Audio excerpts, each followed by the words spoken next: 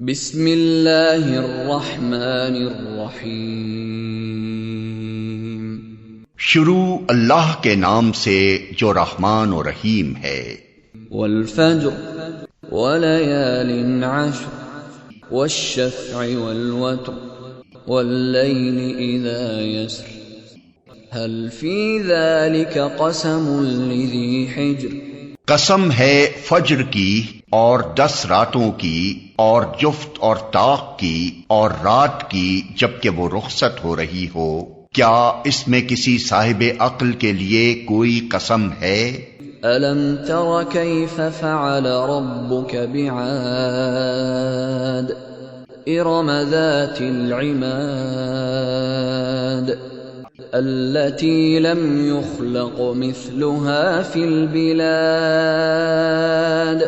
تم نے دیکھا نہیں کہ تمہارے رب نے کیا برتاؤ کیا اونچے ستونوں والے عاد ارم کے ساتھ، جن کے مانند کوئی قوم دنیا کے ملکوں میں پیدا نہیں کی گئی تھی۔ وثمود الذين جابوا الصخر بالواد وفرعون ذي الأوتاد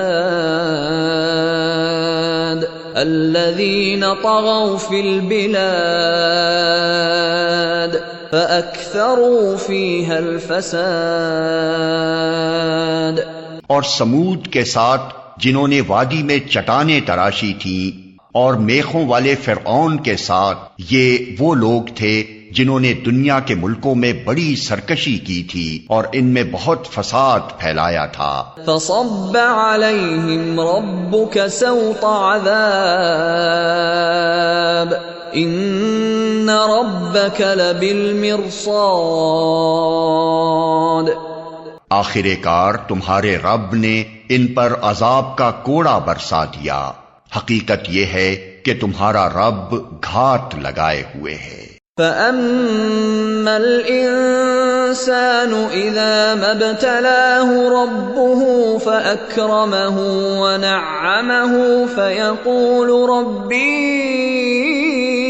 أَكْرَمَنِ وَأَمَّا إِذَا مَا ابْتَلَاهُ فَقَدَرَ عَلَيْهِ رِزْقَهُ فَيَقُولُ رَبِّي أَهَانَنِ۔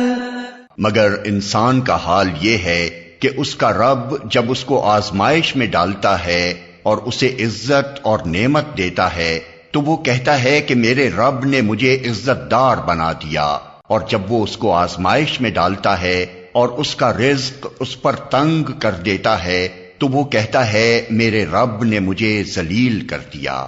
كلا بل لا تكرمون اليتيم ولا تحاضون على طعام المسكين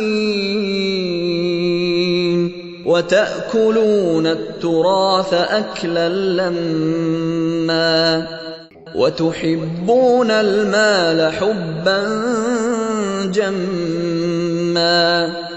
ہرگز نہیں، بلکہ تم یتیم سے عزت کا سلوک نہیں کرتے اور مسکین کو کھانا کھلانے پر ایک دوسرے کو نہیں اکساتے اور میراث کا سارا مال سمیٹ کر کھا جاتے ہو اور مال کی محبت میں بری طرح گرفتار ہو۔ کلا اذا دکت الارض دکا دکا وجاء ربك والملك صفا صفا وجيء يومئذ بجهنم يومئذ يتذكر الإنسان وأنى له الذكرى يقول يا ليتني قدمت لحياتي فيومئذ لا يعذب عذابه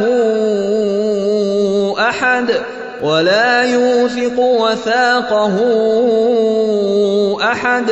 ہرگز نہیں، جب زمین پے در پے کوٹ کوٹ کر ریگزار بنا دی جائے گی اور تمہارا رب جلوہ فرما ہوگا اس حال میں کہ فرشتے صف در صف کھڑے ہوں گے اور جہنم اس روز سامنے لے آئی جائے گی، اس دن انسان کو سمجھ آئے گی، اور اس وقت اس کے سمجھنے کا کیا حاصل؟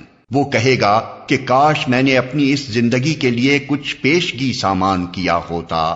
پھر اس دن اللہ جو عذاب دے گا ویسا عذاب دینے والا کوئی نہیں، اور اللہ جیسا باندھے گا ویسا باندھنے والا کوئی نہیں۔ یا ایتھا النفس المطمئنہ ارجعی الی ربک راضیۃ مرضیہ فادخلی فی عبادی وادخلی جنتی۔ دوسری طرف ارشاد ہوگا، اے نفس مطمئن، چل اپنے رب کی طرف اس حال میں کہ تو اپنے انجام نیک سے خوش اور اپنے رب کے نزدیک پسندیدہ ہے۔